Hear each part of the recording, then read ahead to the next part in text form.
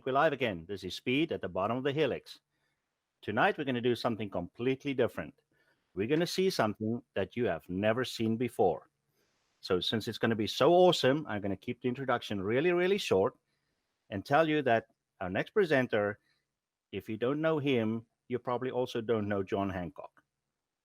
Mr. Art Fahie from Bar Mills. Hi, my name is Artie Fahie, and I'm appearing from Bar Mills, Maine. Bar Mills is an actual place. We have questions about that on a regular basis.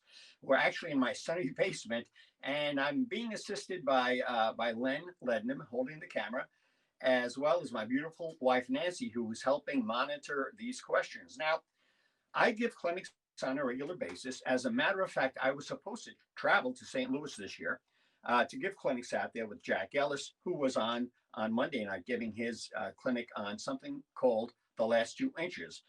Jack is a fine modeler, and we normally team up, but of course, this year with what's been going on, we had to cancel that whole thing. Actually, we were not the cancelers, but the NMRA being canceled. This opportunity here came up, and the guys asked if we would possibly do something of a presentation. Now, truth be told, normally when we give a presentation, it's using a PowerPoint presentation. It's slides, there's some text on the slides. It's timed, and it's a kind of a formal thing. And of course, there are smiling faces coming back at us, sometimes even sleeping faces coming back at us in the clinic room. This time around, we're going to have an opportunity to do something a little bit different. Right now, where I am is in my basement, and what you see behind me is my own Niagara and Pearl Creek Railroad. Now, you might think we're going to push Bar Mills products and Bar Mills kits, but that's not really what the hobby's about for me. Bar Mills came about because of what's behind me. This happened before Bar Mills. This was the egg before the chicken, or the chicken before the egg. But where I learned my modeling and learned how to execute different ideas and come up with different concepts all happened on this layout behind me. Now, before we get started, I do have to mention that we lost a very decent guy who I had a chance to speak to a couple times on and off. And I know many of you have heard his name, and that was Leo Paletti. And it's only right that I mention him because he just passed away a few days ago. And he was a great supporter of the hobby. And just like we do here, we're trying to do something to make it better. There was a comment recently in one of these clinics, and someone said or asked if this was the golden age of model railroading. And I have to tell you, it is. I'm 73 years old. I grew up in the 50s and 60s, and most of my model railroading was done in the 60s, in the time of John Allen and Whit Towers and legendary people like that. And of course, there was no internet. There was no exchange of ideas. There were magazines back then, anything from model railroader to railroad model craftsman. And this is how many of us learned our hobbies. That in Boy Scouts, we had Lone Eagle paint on the Boy Scout bulletin. So there were always kinds of things going on to promote the hobby. And of course,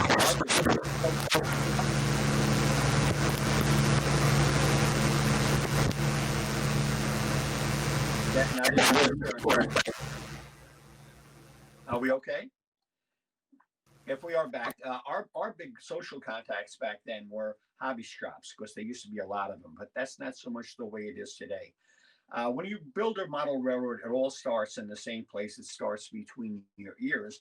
And what we're going to do is take an in-depth look at my own layout. And it's kind of funny because this is going to be impromptu. There are so many things that I should mention in a clinic, but I don't, because I'm not looking at the layout. I'm looking at photos that I've shot specifically for a clinic. So this time we're going to take a walk around the layout. But before we do that, I know there are new guys out there, and I know there are guys that are very well seasoned out there. And I hope the heck that you get on and interfere and say something and ask a question, because we're going to do our best to answer anything on your mind live. Now, I know Pat Buffalino, for instance, from Long Island is on. And Pat is a member of the Long Island Model Railroad Engineers, and I originally grew up on Long Island before we moved to Bar Mills in 1998. this layout that you see behind me, believe it or not, as large as it looks, it's, I hate to say it's an N scale because the scale shouldn't matter. It could be an HO or O scale or even S scale. The thing of it is, this layout all stemmed from a modular railroad. It started with an N track layout. It could have been a hot track layout. And of course, the O scale guys and S scale guys jump in on that as well. And it started out as a what in N scale you would have as a 3 foot corner. And it grew. I added one module after another, finally getting away from the N track standards in this case to build what you see behind me. So if you don't have a lot of room and you still want to get into modeling, you do not have to have a lot of space. Uh, a lot of what's going on is really very much a product of just an expanded mindset as you learn things. So keep in mind that the people that make the most money out of model railroading, the ones that really rake it in, are not the kit builders or the manufacturers that make locomotives or track. It's the guys that sell your plywood. It's Home Depot. So keep in mind that when you start the hobby, you're going to be Home Depot's best friend, and sooner or later, if you see it through, one of us will get to you as well because at that point you'll be looking for some help with us. Now, I want to mention a few minor things that to me are very major that I've learned over the years. The one thing about a room that like you see here with the Niagara and Pearl Creek is that you must have enough aisle space. It's critical that you do that. We have anything from 6 to 7 foot of aisle space, but sometimes, well, I don't know, about 3 foot. If you cannot enjoy the hobby and share the hobby, let me put it that way. If you cannot share the hobby, you cannot truly enjoy the hobby. Most of what we do is a very private experience, and we do these things together. Many of us exist on building nothing but scale dioramas, especially true of structure builders. Others of us put down plywood, run trains around, and are very happy just watching them run around, even if it's just in a circle. There are so many different aspects to this hobby. What we're looking at here is a layout that's built to about 40 inches in height. It's built in N scale. It has plenty of floor space, very critical. And of course, you see behind me the clouds. Now, the clouds are actually the backside of a piece of linoleum that I got at Home Depot. When I bought the linoleum, the question was, what style, what pattern do you want? And my answer was, I just want the cheapest linoleum. And it ended up being the walls in the back of this layout that you see here. By the way, the walls are backlit with lights above a valance that we have right here. It's a very big deal to have proper lighting, and taking care of the sky is not something you want to put off too long. Now, if you're running an around the room layout like we are here, the sky pretty much the first thing you do. If you're running an island layout, typically when I was growing up, a 4 foot by 8 foot layout would be very, very common.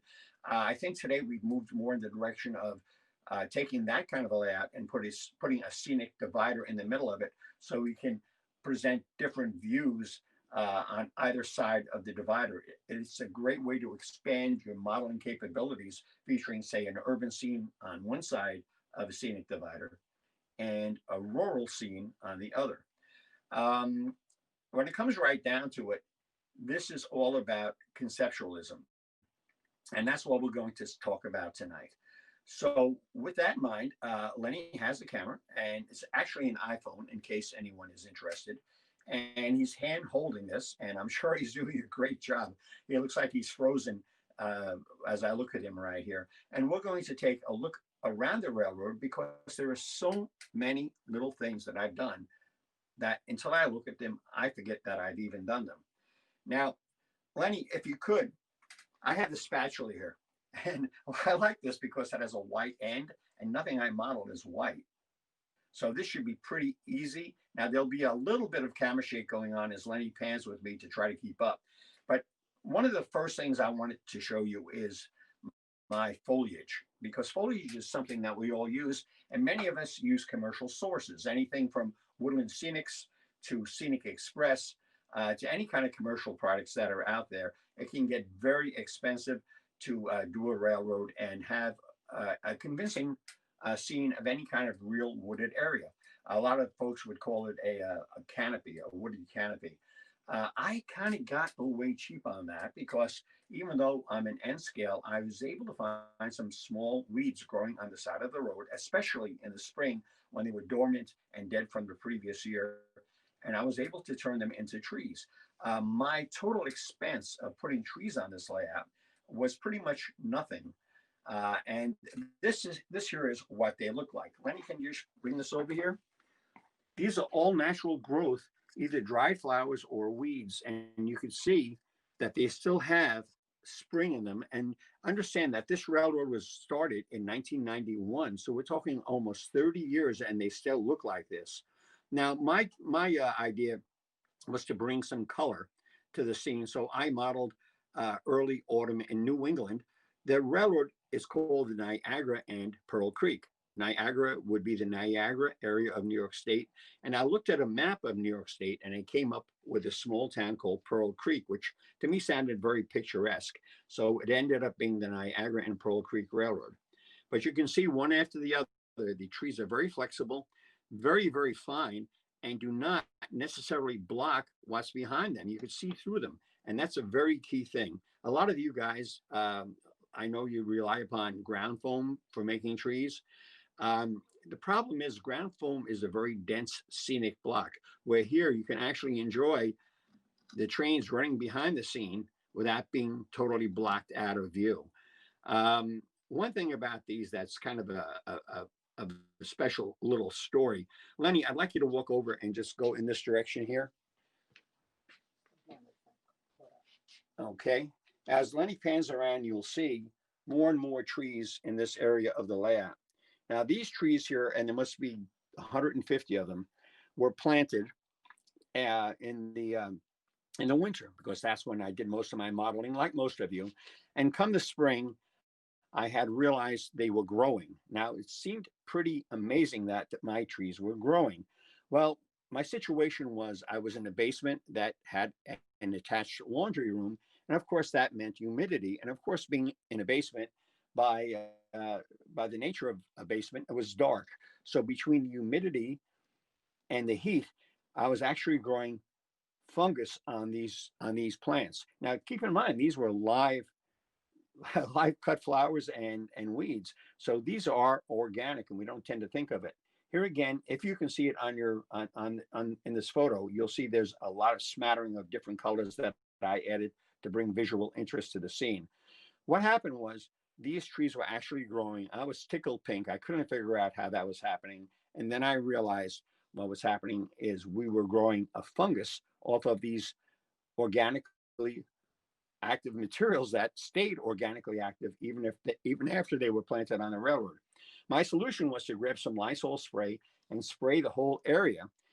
And in which case, at that point, the fungus that was growing all of a sudden, instead of being puffy, all of a sudden got wet and drooped down. So now I ended up with a kind of a version of the bayou where all the fungus was hanging down. And what I ended up doing was ripping up all of the trees and replanting them. The next time I planted the trees, which is what you're seeing here, I used some Lysol disinfectant spray. I used the smell of pine. What the heck? Might as well bring some outdoor smells to the railroad. And I primed these, if you want to use that word, with Lysol spray. And since then, they have never grown anything again. So yes, I love organic materials. Yes, it's dirt cheap. Yes, I think it looks great. And we have thousands of trees literally on this railroad. But the thing of it is, remember, these are live things and will continue to stay alive, especially if you have enough moisture and heat. And we had that. And that is not uncommon in many basements. So please keep that in mind. So just a little story there.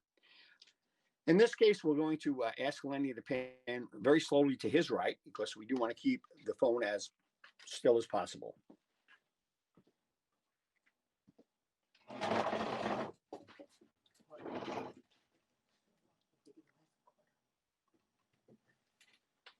Now, as he pans to the right, we have what I call Amherst, which is the biggest city on the railroad. And this was very heavily inspired by the work of my late friend Earl Smallshaw, as well as George Sellios. It was an important thing to try to do something different. And although cities are very common today, 30 years ago, especially in N scale, this was quite a bit of an adventure. If you'll notice, all of the buildings here are positioned in certain ways to feature their geometric shape. You might say they are architecture, but the big thing, the way I saw it, was to have something that was tall, something with a peach roof, something that was a little bit different and squattier, and then play it all the way back in the scene. The most detail, as we all know, always happens on the very front of a model railroad. And as you go back, the detail lessens and lessens and lessens. And of course, the colors also get less vibrant. What we've done here is basically painted fairly vibrant colors in the front, but not too vibrant, where in the back buildings, after they were painted, they were lightly misted with gray paint to kill the color to some extent and lower the contrast. Because in real life, you wouldn't have the visual impact on a distant building that you would have something right in front of your face. One of the things about these buildings was I was trying to create a vanishing point. Now, we all know a vanishing point. You have this area here, and everything emanates out from it. And that's how you get what you call forced perspective. The question is, how can you get forced perspective? When you buy a structure kit, 99, well, I'd say 100% of the time, you're dealing with many 90-degree corners. Now, they could be put together in any kind of configuration, but corners are at 90 degrees. This was a model power structure that I built up. This was a Walters kit that I built up and changed somewhat. While we have a peaked roof here, we have a flat roof here. The idea was not to be concerned so much with the theming of this building or this building or this building, but how do they sit next to each other geometrically? Do they give you a visually interesting line of sight, something that you're going to want to look at and explore as much as you can? And now these are basic things that I discovered by simply sitting in the basement here and thinking. I did a lot more visualizing in the basement before when I was building this layout than actually building the railroad. The thing was to get it into my head what was going to happen next. So when it came time to build the scene, it was all set. Now, I will say that I have never replaced a building or a vehicle or even a figure on any parts of the layout that I've done because I build in sections. I do not put one building here and then one building 5 foot away. What I do is I tend to build in small areas, much like you would if you were building a diorama. But I was doing dioramas, and every time I did a section, I'd walk it down to where that section ended and start another 2 feet or 3 feet, um, depending upon how quickly I was getting things done. Now, what I can show you here very simply is that, and Lenny, I don't know if you can do this, but it would be good if you could look in down this alley here. So give us a second to move the camera. There's two questions. Where did you get your ideas for kit buildings? And the other ones, where are the different, this is from Pat, the different scale kits in the city. Now, what we're looking at here is the main street in Amherst, and you look down, and there are certain things that may not strike you as being not quite normal. That's because we are trying to make it look deeper than it is and disappear into the back. Now, what we've done here, among other things, is we've taken certain buildings. This one is glued down. I made that many years ago. By the way, the surrounded wall here was actually cast in an RTV mold. And before the RTV hardened, I took this wall and I bent it around a can of spray paint to get that shape. But you will see, and I'm going to remove something here. This is a foreground building here, and it goes over the tracks. But if you'll notice, the building may or may not look fine to you. But if you look at the top of it, look at the shape of it. What I did was build in a perspective view. So when you're looking at the building, even though it looks normal and square from an average to the average viewer, if you were to study it, you would see that's not the case at all. This building here does not come up, but here's a building. Well, I hesitate to take that one out. But here's a building up front here, and here again. And if you notice, there's no back on many of these buildings. There's no reason to have them. You can see where this sits. This goes around and introduces your eye into the scene that you're looking at. The whole idea is to have people look and study what you are doing. One of the things that makes a scene like this work, are things like signage, period signage especially. This is one of the early Bar Mills kits. One of the very first things we ever did was the A&P sign, as well as the Silver Cup sign and the Union Station sign. But all of these colorful reminders of the past help you delineate exactly what era you are modeling in. In this case, I model in the 1950s era, being born in 1947. It's the comfortable era for me in my memory as a child. Here again, the whole idea is to walk you into the scene, into the back and between the buildings. Now understand that the streets between the buildings are only about an inch or even a half inch wide, but the viewer cannot tell that from casually looking at eye level through the scene.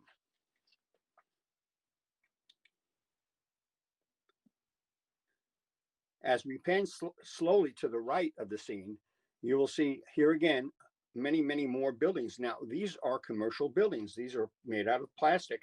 Remember, back in the early 90s when I started this, there wasn't really very much at all available in N scale as far as craftsman kits went.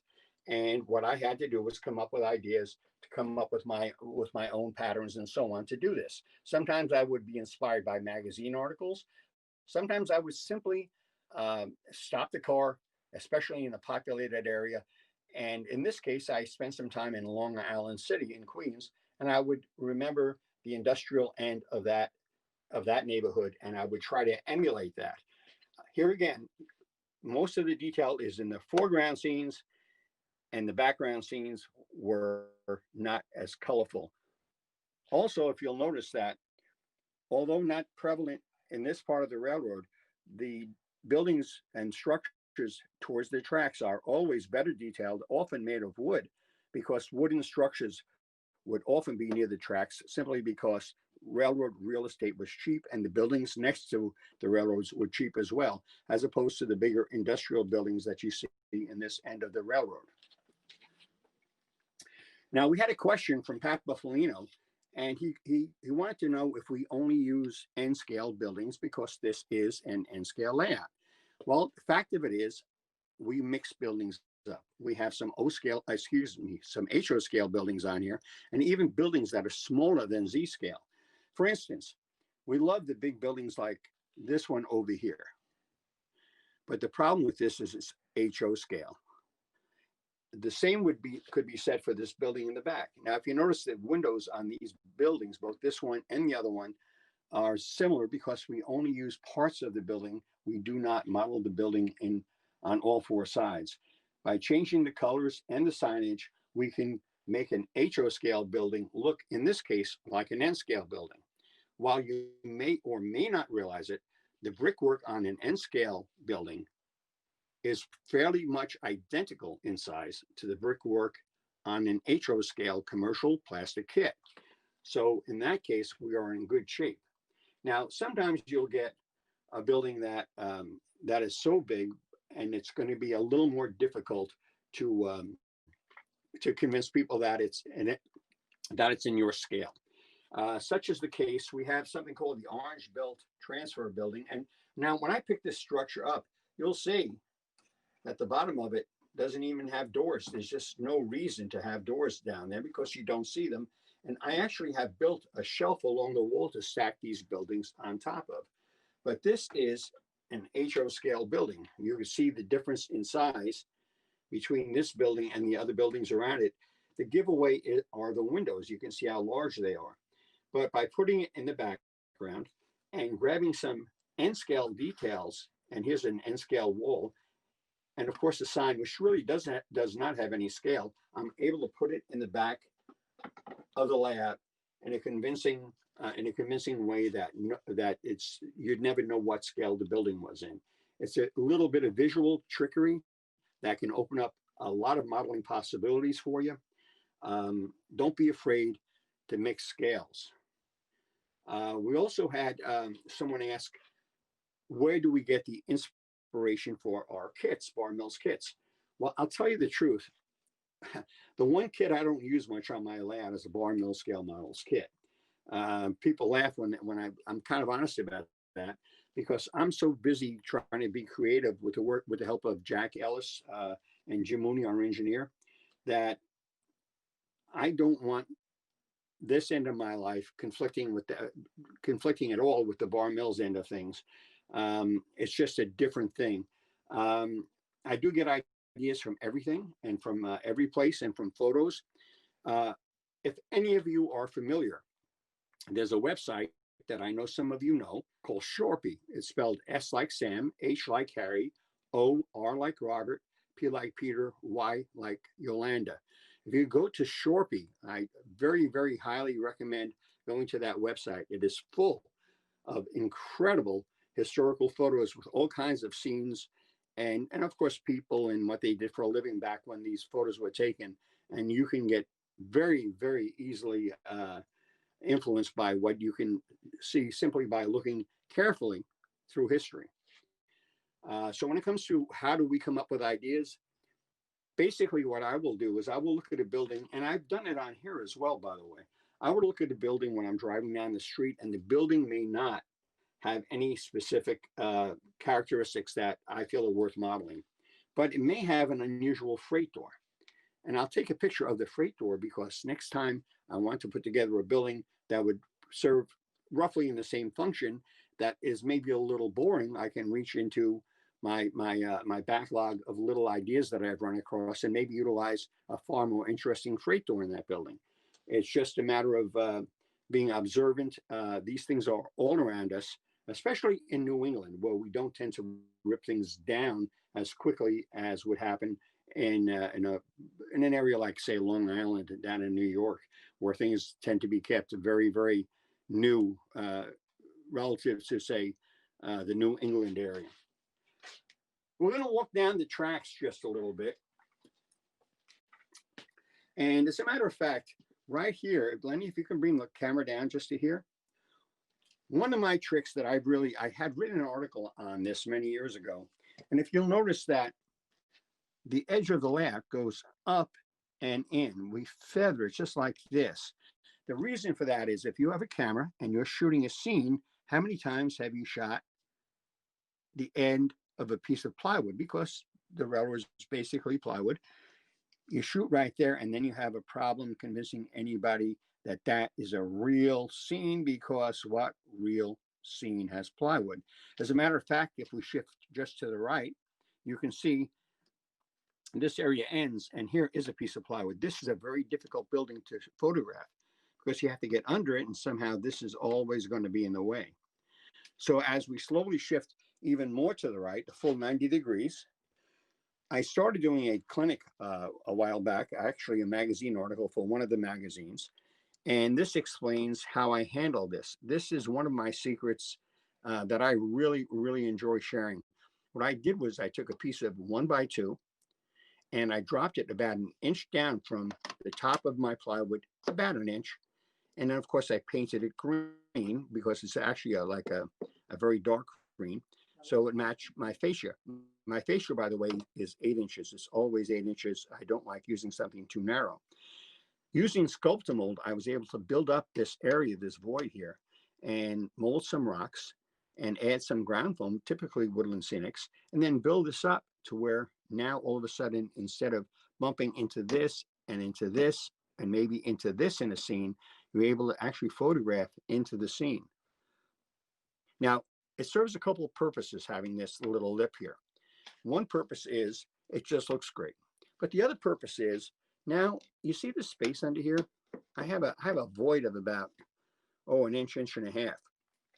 This is the perfect place to hang your digital controllers, whether using NCE or Digitrax, whatever, because it keeps them tucked away just a little bit. And it looks like kind of an advanced carpentry kind of a skill, but it could not be easier. As a matter of fact, as you look even more as we head right very slowly, you'll see where this paint here actually stopped right over here where I did not finish this end of the railroad yet. So it goes from just a strip of wood to a painted strip of wood. And as we continue slowly to the left, sculpt a mold, some ground foam, and all of a sudden you can walk into the scene with your camera and get wonderful shots and without having to worry about catching a piece of plywood in your work. Very, very basic things, but something that to me has made a very, very big difference in my approach to model building. And you can install this kind of an attitude any place on your layout. Even if you have a layout that's fairly well done, I can guarantee you you have one more inch that you can spare to do something like this. And you'd be amazed what you can do. There's also the alternative. If you're going along this way to my left, you will see where I've actually cut out a piece of the 1x8 and installed, I forget what that's called, but I installed a drainage system right there. The whole idea here again is it doesn't take up any space on your layout, but adds a lot of visual interest. Now, one of the things that we all kind of get stuck with, and I have to be careful with this when we're doing Bar Mills scale models, is that I was doing magazine reviews back in the 90s for N Scale magazine. And I got this little this little garage, and I got it from Blair Line. Now, it's not much of a kit. It was a cheap kit, and it really didn't speak to me the way I would normally like to do something a little bit more elaborate. But I picked this thing up and I put it together. I posed it with the doors open to give it more visual interest. And I actually took the building when it was done and I actually sat on my thumb. That's how small that building was, how insignificant that building was. And I'm looking at it and going, why did I bother? And then I realized that when I sat that building down, and this is exactly where it was, and I put it next to this building by Downtown Deco, all of a sudden this building here, which did not look particularly large, started to gain some real visual mass because this building made this one look big. And I came to the realization that without this doesn't look big. Without this has no relative size either, and you don't realize how small it is.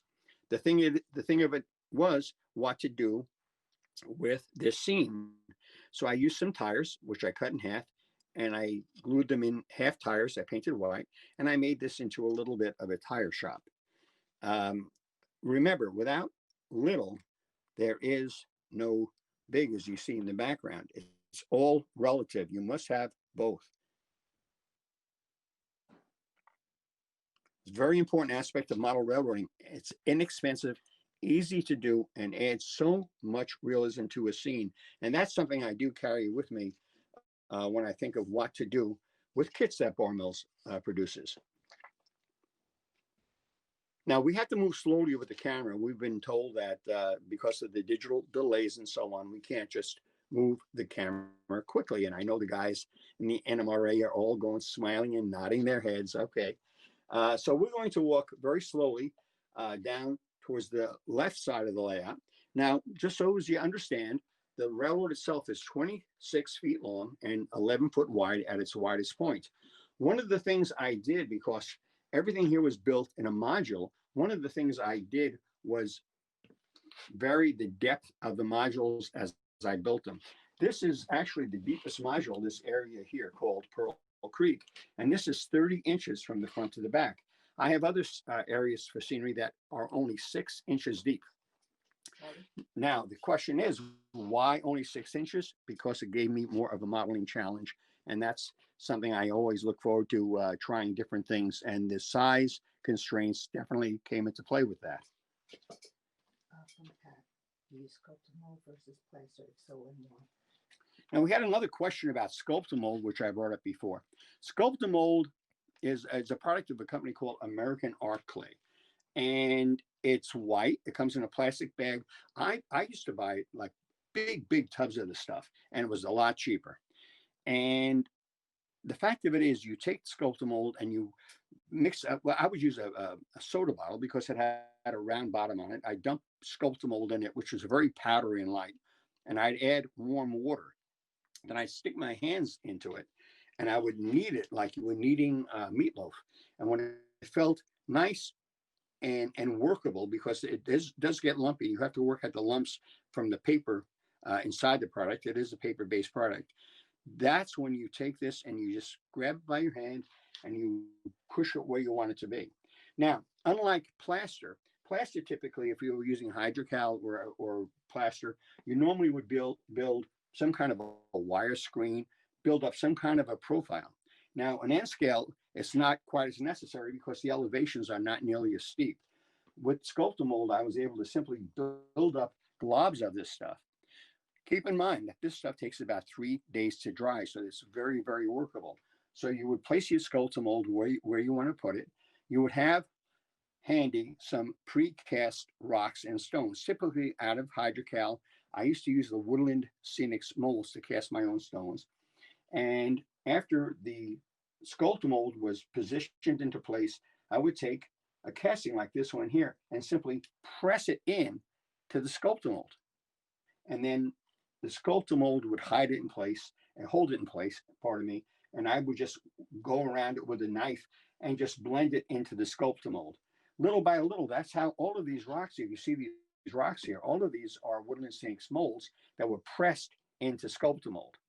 Now, I would give it a day or two to dry, because if you try to paint it, the paint is simply going to sink into the Sculptamold.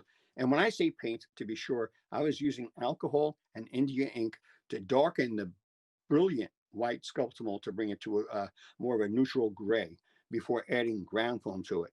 Any color you see is actually hydrocal. What you don't see, and that's covered by the ground foam, is actually all Sculptamold, and the shape of Sculptamold I took care of as I went along. The other thing nice about Sculptamold is, unlike plaster, it's easy to take an ice pick or an awl and poke a hole in it, and it makes tree planting extremely easy. So Sculptamold is my go-to. I've been using it since the very beginning. One thing I've heard, I don't know if it's true, I have not had this happen, but with a damp basement, they say that silverfish love to live in Sculptamold. I have not had that happen, but you want to be wary if you are in a very wet climate. Maybe you live in possibly Louisiana or something, that you may run into this. So you want to be somewhat cautious about this. So the idea is mix the Sculptamold, press it into place, have some rocks ready, press those into place. And it's great because you can do very sheer drops with this stuff. You can't do that with plaster. Plaster would be running all over the place. This, you just push it right in. And it could not be easier or more predictable. I've used this not only on this layout, but in our SN2 layout in the station at Bar Mills, on our display layout in the actual company building. Do you have a mixed paint Sculptamold? No, someone asked also if I ever mixed paint with Sculptamold. Is that possible? I guess anything's possible. I didn't, because my Sculptamold is basically used as a modeling agent. And by the way, when I first started using Sculptamold, I always wondered why they called it Sculpta anything, because it didn't sculpt very well. These days, it really, really does. You can actually carve beautiful rocks out of it. But back in the 90s, that wasn't the case. This is an interesting thing also. When you're building a layout, you've got to be cognizant of your curves. One thing that many of us, I know myself, are turned off by is the fact that you can see the engine on the train and the caboose on the train, and the engineer could be waving to the guy in the caboose because of our radiuses that we are forced into in this hobby. The hobby is a series of concessions. We have to have wide enough turns to run our equipment, but narrow enough turns to fit everything in our basements. If you'll notice, you have an SP daylight here. Now, I don't model the SP, but my grandson, Zachary, who I love dearly, he's 16 now, and he's been into the hobby since he's 4, loves the SP. And I break with protocol here, and I'm more than happy to let him run his stuff. But if you notice, the train is going through this tunnel portal here, and yet it goes into this scene we just spoke about with the with all the trees on top, and comes out to the right on this back bridge right over here. Now, the fact of it is, keep in mind, this is N scale. There's a 17-inch radius curve in here. Now, I find that horrible. I think it's a terrible thing that there's only a 17-inch curve, but I don't have the space. One thing I learned is I never ever show a curve on the layout. It's straight here as it goes in, and as you pan slowly to the right, you'll see it's straight out. Now, if you were to follow this track and run through something called Houlihan's Run right here, you'll see that the tracks take another curve, but it's a long sweeping curve and they disappear because any curves that are formed in the corners of the railroad are hidden beneath scenery. Now, scenery can be trees and mountains, or it could be buildings. It's probably, you're not going to hide anything underwater, but this is the way this works. So what you see is only pretty much sweeping curves and straight track. Also, in this case, we also don't use any elevations. We let the ground go up and down, which is really the way it's done in real life. And we keep the tracks as flat as we can. Okay. A couple of things you kind of already spoke about mold. Yeah. Can it be reshaped? It can also cannot be reshaped after drying. Right. Someone asked if sculptor mold can be reshaped after drying. No, sculptor mold is like hydrocal. When it dries hard. It's very light, it's very pliable, and I love it, but it's not something that can be re-wet and worked again, like say a piece of modeling clay might be able to do that. By the way, you'll see that we have an elevation, something called an N scale, the mountain division, because this was originally an N scale module. And this would have been 0 as far as the elevation goes. And then we have water below it. So without having any inclines at all or elevations on our track, we've gone from 1 to 2 to 3 levels in the same scene. Very dramatic by simply, like they say, if you can't raise the bridge, lower the river. So we built this low and it gives a very dramatic effect without ever having to elevate that piece of track. Somebody wants to know about the scene, how do you handle the seams in the scenery as it crosses modular and modular? Now, we just had a question about, because this is modular, how can we handle the transitions between the modules as far as disguising the seams go? Well, traditionally, whether you're an HO scale or O scale or whatever, you generally have a piece of joiner track. In this case, to tell you the truth, I'm having trouble even finding where these things join. Lenny, if you can just walk over here with the camera right next to the SP daylight here. If you look very, very closely, I don't know if you can see that, Len. If you can get into that, you'll see a crack in the road where this module connects to this module. And this was all ballasted in place after everything was put together. Now, an odd thing is what you're looking at here was actually transported from Huntington, Long Island, up to Bar Mills, Maine in 1998. This whole layout was taken apart, just like you would do any modular layout, and arranged on seat cushions from an outdoor, seating set, and carried in the back of a Ryder truck and reassembled right here at its current location. So this has been moved. Of course, it takes a little bit of time and some effort to put everything together just like it was, but that's actually a seam. It's just a matter of spending some time using some advanced methods such as either the pan pastel powders that we have today or an airbrush to help blend one piece of scenery into the next piece of scenery. From Dave Salomon, he wants to make sure you see the rest of the railroad before it ends, because we're pretty close to the end. Well, I know we're getting close to the end, and Dave Salomon, who's a regular guy with us, we know him. He wants to see the whole layout, and I don't think that's going to happen. This was just laying here. This is a typical little piece of live shrubbery, more or less, that we have. You see how fine that is and how you can see through it?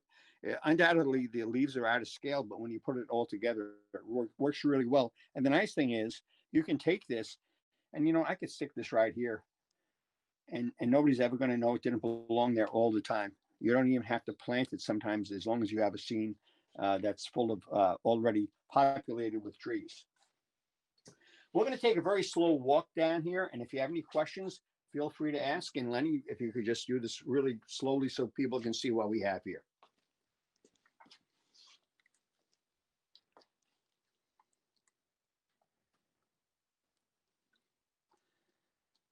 If you do see the foreground here, you'll see the same technique that I used towards the city of Amherst on the other side. people are just looking at the demonstrator, the tree.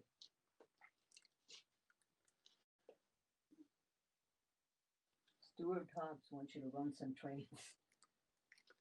You'll also see another extreme example of what we did earlier with the culvert, and we've recessed into our table to build a two-track viaduct right here. Here again, everything is at one level. So you have the 0 level, the upper level, which is in N scale only a little over 3 inches. And of course, bringing it down like this just gives it so much depth without actually having to do anything as far as difficult track work, as far as getting up and down and controlling the trains during situations of steep grades.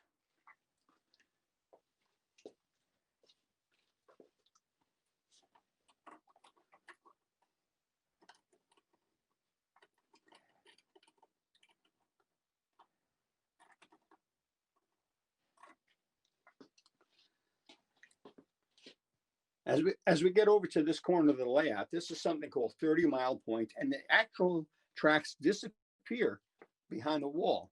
The whole idea is I do not want to show curves, and indeed these tracks do have to curve around because we're coming to the end of the basement. We left 3 feet on the other side of the wall where the tracks are not scenic, pass through the background, curve to the left, and come out on the other side of the room. Here again, minimal curves here. Somebody wants to know if you use telltales at the tunnels. What's that? No, telltales. No, we do not use telltales at the tunnels. That's something I've kind of overlooked. Now, on the other side of the railroad here, this is a section that was actually built in Bar Mills. It did not exist on Long Island. The room dimensions was somewhat different. Actually, on Long Island, the room was longer. So here I had to wrap the railroad around the other side. And this is an ideal situation here. And Lenny, if you can focus on this. This is a small town. It only consists of 1, 2, 3, 4, 5 buildings. And the interesting thing here is that this station here is very unique. Now, it doesn't matter what scale you model in. In this case, I don't know where that station came from, but I can tell you I was at a model railroad swap meet, and a lady was selling some things that her husband, who had passed away, had. And this station was one of them, and it was from the Danbury Mint. So I looked at the thing, and I held up an N-scale boxcar, which somebody let me pick up, and I realized it was an N-scale. So this is actually a Danbury Mint building that is really, really cool. And the only thing I did was it had a track already in as part of the casting. I cut that off with a saw, put some figures on it, weathered it, and came up with a very unique scene. Scenes are where you find them. They're all over the place. And a lot of things that you may not think of as immediate sources of modeling are actually out there and pretty easy to get a hold of.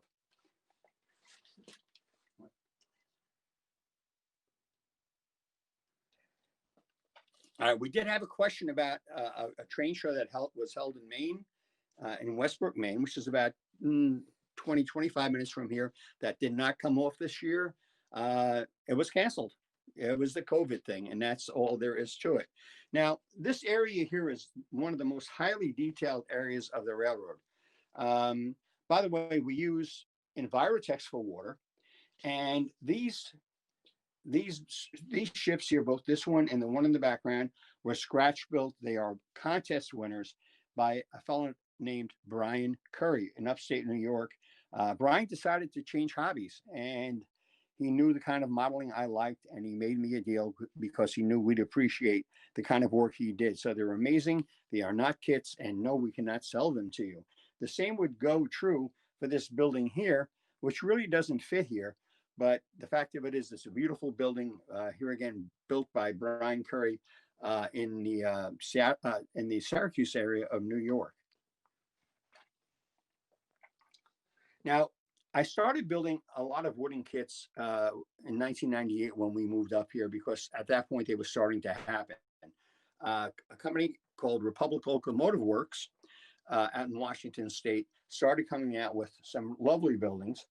And you'll notice as a waterfront scene, these fit in really, really well. Now, at one time, I worked for Northeastern Scale Models, not Northeastern Scale Lumber, but Northeastern Scale Models. And we had done something that we used in the back of the railroad called, and I got to stick my arm here, Lenny, I'm sorry, something called Tenement Row. And we featured them up along the back of the railroad. And I used pieces of string with pieces of aluminum for laundry lines. But the problem is, I was worried that the little children would come out and play and fall off the cliff. So, in my infinite wisdom, I created something that I later called InstaFence. It was a laser cut fence. I should have painted it white, but I wasn't thinking along those lines when I did this. But if you're familiar with the Bar Mills InstaFence, this is actually the first one that was ever made, and it stopped the little kiddies from falling to their deaths. So it's just a matter of trying to be creative. When we came to Maine, one of the things we did was created something based on the area of Portland, Maine. And these buildings here again, mostly scratch built. This is a natural Bar Mills kit, Salinas Tavern. But you'll see like the State Theater or Sonny Smalliones, which is a play on words, go together to form this dense, more modern city scene. But if you're building, remember, just because it looks like this, well, doesn't mean it looks like this on both sides. Even the sign up on top is not even painted on the front. I did a laser cut sign that said State because it was the State Theater. Here again, you'll see areas that the trains disappear under roadways, and it makes more visual viewing, more interesting visual viewing. And it turns out that we got to this end of the layout. I was afraid we would not have enough to talk about. And it turns out it's time and we have to go. They didn't say to go. They didn't say to go, but it's getting close. So we're just kind of waiting for a word. If anyone else has any questions, it does take a couple of minutes for us to get them. But we enjoyed sharing this with you. Hopefully you enjoyed the layout. Don't let the fact that you might be in a minority scale, whether it's O scale or N scale, wear you down, because there's so many things you can do. And of course, the HO scale guys know that already. We appreciate you spending some time and hope you enjoyed this brief time together at Bar Mills in Bar Mills, Maine. Art, all you have to do is ask for the elevator music. What I have to do, a little man came over the phone. I don't think he was an Irishman, but he's told me I have to ask for the elevator music. So, Mr. Maestro, can we have the elevator music? Somebody has a hole in the background.